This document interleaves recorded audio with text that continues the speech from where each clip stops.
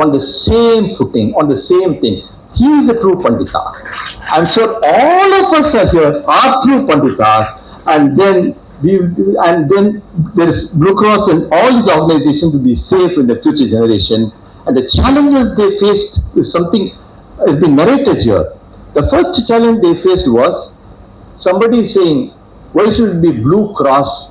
Why not it be Blue Trident? Why not it be Blue Spear? Blue Cross means one particular religion. Are you propagating the faith of that religion? Captain Sundaram and Mr. Sundaram quietly listened to all this calumny and hate mails and just proceeded on and on and on. It didn't stop even now. Dr. Chinni Krishna still faces all this calumny from now and then. They spread a lot of canard about Blue Cross because that itself shows, Dr. Krishna, when you have more enemies, you're doing good.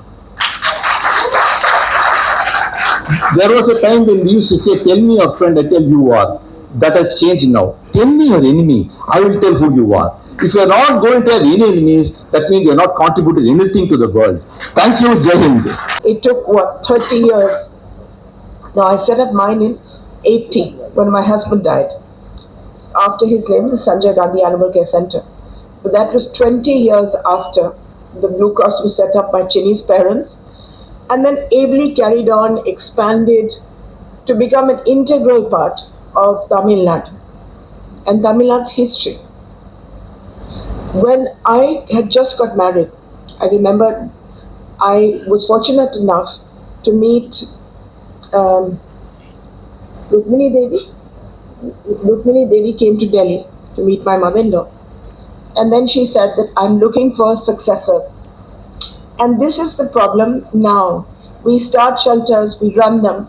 Running a shelter is the most difficult thing on earth. When Chinni's parents started it and when Chinni ran it, there was no money at all. There were no donations, there was nothing. It was regarded as something that looking after animals was something that weak people did, completely crazy people did, and mainly women. It was not regarded as important at all. Now when I look at all of you and I see that so many important people are sitting here of both sexes, I'm truly glad that we've been able to change this landscape. Sitting here below, we have Subhalchandji, who has been our support for many years and has been a friend of Chinni's. And he gave us our first shelter in Chennai after Chinni's, in Red Hills, and now somewhere else. I don't know the name of the place, but it was in Red Hills for a very long time. And now it's an 18-acre shelter. Unfortunately, it needs to be reclaimed. But I remember that he was the first person in India to get a school to stop using leather. And last week, the government of Goa banned leather in schools across Goa.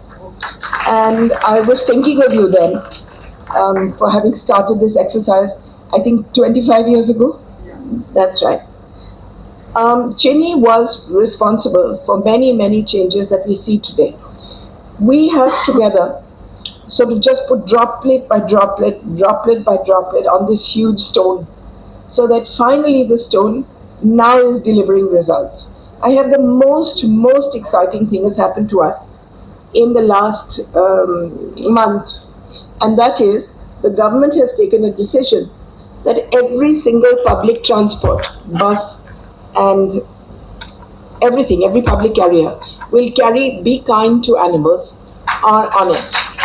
Now this has come because of the growing importance, the growing anger by animal welfare people.